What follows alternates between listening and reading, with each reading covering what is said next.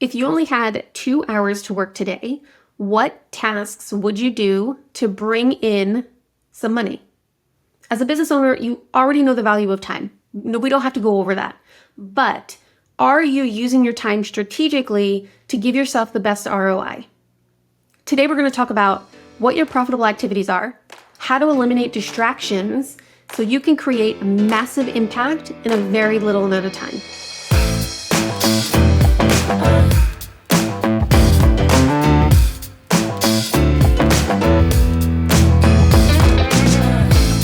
The difference between where you are now and having a 6 or even 7-figure business is what you're saying no to. Are you missing out on opportunities for growth? Are you missing out on opportunities for collaboration? Are you missing out on opportunities to create bigger deals? Or are you stuck in the burnout cycle of, I need cash, I'm going to hustle, and then my body shuts down, I get sick, I can't think creatively, I'm tired all the time, so I don't work as much, but now I need cash, so I hustle, and then I get sick. Are you stuck in that cycle? I personally have been through all of that, right? Constantly. But now I focus on profitable activities only. And if I can only work for an hour one day because I don't feel well or because one of my kids is sick, I know exactly what I need to do in order to keep the needle moving in my business. For instance, I have a Facebook group. Every single person that comes into the group, I message myself. Not a chatbot, not AI, not an assistant. It's me. I want to reach out to them and form a connection with a human being because I know that down the road is probably going to give me an ROI. Whether they're bringing more people into my Facebook group because I'm an actual person giving them help or whatever it is, or they join one of my programs, right? So I had someone come in a couple weeks ago and I messaged her and just asked, what's going on right now? Because 9 times out of 10, if you're looking for time management help or productivity help, you're already in chaos. People don't go looking for help with I'd like to be more productive when things are going great. And I'm aware of that, right? And the same was true for this wonderful, wonderful human being. She had a massively high caseload and didn't know how to, her words were, I just need to be better at time management. And that could be very true, but maybe not. A lot of times there's other things going on that have nothing to do with time management. You know time. You know, if you're scrolling, yeah, maybe you should be better with time management. But if you're not scrolling and you're working and you're working and you're working, it's not a time management issue. It's something else, right? So we got on a phone call and we went over some things and I gave her a couple strategies to try out and, I'll check back in a couple of weeks to see how she's doing. But that's one of the activities that I do that I know is going to move the needle in my business. I know that's going to give me an ROI eventually, right? Within the next 3 to 6 months. This is what you guys need to do. By the way, the link for my Facebook group is in the notes somewhere. So join it and I'll say hi. Okay, so number 1, before we can do anything, we have to figure out what your high value decision-making tasks are. I'm going to give you a math formula. It's very simple. I'm going to keep the numbers simple. Don't worry. But we have to figure out what your hourly value is for you as an individual person, right? You are the owner of your business or whatever it is that you're doing. You have to find out what your hourly value is. So say you're making $250,000 a year and you only work 30 hours a week. That comes up to, and I already did the math, 1,560 hours a year. You take your revenue divided by your hours, and that gives you your hourly value. So if it's 250,000 minus 15 divided by 1560, you will come up with $160 an hour. So if that was me, my hourly value would be $160 an hour. Here's the part you have to remember. Any single task that is 1/10 of your hourly value rate needs to go. So if it's the $250 and you're working 30 hours a week, anything under $50 isn't on your plate anymore. You don't do it because the value isn't there for you to spend your time on something like that. You have to either delete it, get rid of it completely, automate it, or find someone else to delegate it to. There's not many tasks in this world that are going to cost you more than $50 an hour. use Upwork, use Fiverr. I personally like Fiverr a lot better because I feel more in control. There's not so much. I submitted something on Upwork once and I had 50 applications before I even shut Upwork down. And that was very overwhelming for me. So I just go on Fiverr. I find a couple people that like have really great reviews that do what I need them to do. And I message them. And I'm like, hey, this is a thing I have going on.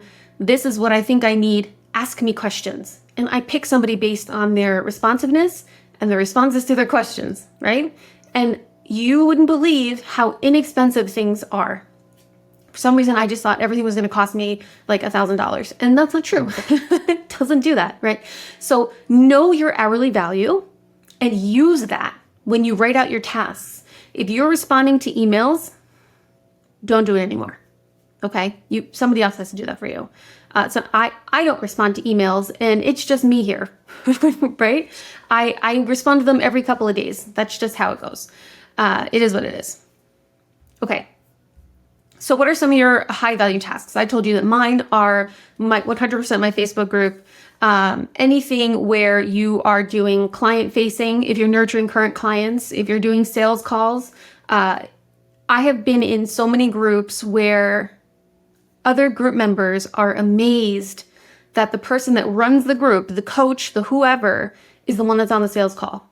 So I understand like we have to have other people sometimes doing our sales calls, but if you can actually be on those sales calls and be the person, the face of your business, making the sales, that's also very helpful. And strategic partnerships, right? What are the things that that bring in money for you? Marketing, right? Things like that. Your job as the owner of your business is not to be stuck in the weeds. Your job is strategy, figuring things out, making big moves, and developing relationships, okay? You have to ask yourself, every single task that you do, does this directly tie to my future growth? Does this directly tie to my revenue? Okay, because that's really, really going to help you in the long run. I'm going to talk a little bit about distractions. It doesn't matter where you are. If you have an office, if you're working from home, if you've got kids at home, if you have very noisy neighbors like I do, somebody's mowing your lawn right now, the lady across the street runs a fitness center out of her garage and I constantly hear music. My daughter is home as well and she's 4 and she loves to knock on my door even when I'm talking. There's a lot that goes on, right? And there's a lot that we can't control, and that's okay. We can control our reaction to things. That's the biggest part. So for instance, right now, if my daughter were to come and knock on my door, I wouldn't even look in her direction. It would drive me crazy in the back of my head that there was constant knocking, but I have to ignore it because any acknowledgement is letting her know it's okay to knock on my door after I told her it wasn't, right? I can see through it. It's glass. So I know it's not an emergency. And there is a nanny camera, right? So I can see what she's doing at all times. But we have to make sure that you're holding your boundaries first. If I say, don't disrupt me while my door's closed, and then I allow them to disrupt me while my door's closed, I'm part of the problem, right? Same thing if I have email notifications coming on when I'm on Zoom calls and I'm looking at my email notifications, that's a problem, okay? I turned off all of my notifications. There's only about 5 people that can come through my phone at any time because everything is off. I have 0 notifications whatsoever. And I know, how do you know when things are going to happen? I have alarms on my phone. Every morning I go in, it's usually the same time. Not much has to change unless it's like different calls for things, but I go in and I set an alarm for about 5 to 10 minutes before whatever task it is that has to happen. And I have alarms to check emails. Not really. I have alarms to check text messages. I have alarms to check Voxer, right? I have a really cool app, I guess it's called. It's an AI app. It's called Text, Texts. And it puts like 5 different messaging apps all in one spot. Definitely WhatsApp, definitely Messenger, Instagram, Telegram, and I think Signal, but I'm not 100%. But anyway, I don't have to go through 7 different places to look at my messages. I can go in one and look at my messages, okay? If there's something that you do every single day, Google it. And with the word automation next to it, right? How do I automate checking all of my messages? Is there AI to help me check all my messages? There's AI to combine calendars. There's AI to combine emails. Like there's something out there for everything. So your brain doesn't have to go, did I check all of those places? Or you don't have to go double check it again, right? figure it out, Google it. But that's one way that you can help kind of eliminate those distractions. You have to get really good with your boundaries, and make sure that your clients know what your response time is. Make sure your team members know what your response time is, right? They can't expect you to drop everything because you're in the middle of stuff. You have other things to do, okay? So really get really clear on your own boundaries first, and what needs to happen, what doesn't need to happen. And maybe you have to have an open office hour for like 12 to 1, right? While you're eating lunch or whatever. Or, at the end of the day or the beginning of the day, whatever it is that works best for you, where anybody can come with the questions on your team that they have, and you'll just be there. And maybe that's when you're doing your mind-numbing tasks that don't need a lot of brain power. So that way you don't have to like switch too much or think too much about different things. But you can figure it out, but you have to set your own boundaries when it comes to eliminating distractions, and you have to be the one that holds firm to them first. And I know that can be really difficult, but again, I go over things like this. I've done trainings on them inside the Facebook group. If you join and you shoot me a message before I can shoot you a message, just say, I need the boundaries stuff, and I will send it over to you too. So join the Facebook group and I'll walk you through all of it. It's a process.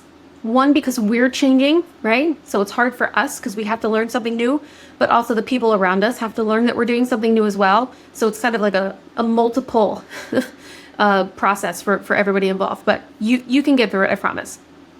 Plenty of people that I worked with have gotten through it. Family members haven't talked to them for a month and they come around, okay? It's your business, it's your boundaries. You have to do what's right for you, all right? Doesn't matter where you are in business.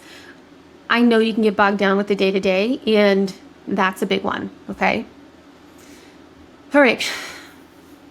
We talked about your profitable activities, how to find your hourly value, which is super important, so that way you know what tasks no longer belong to you, right?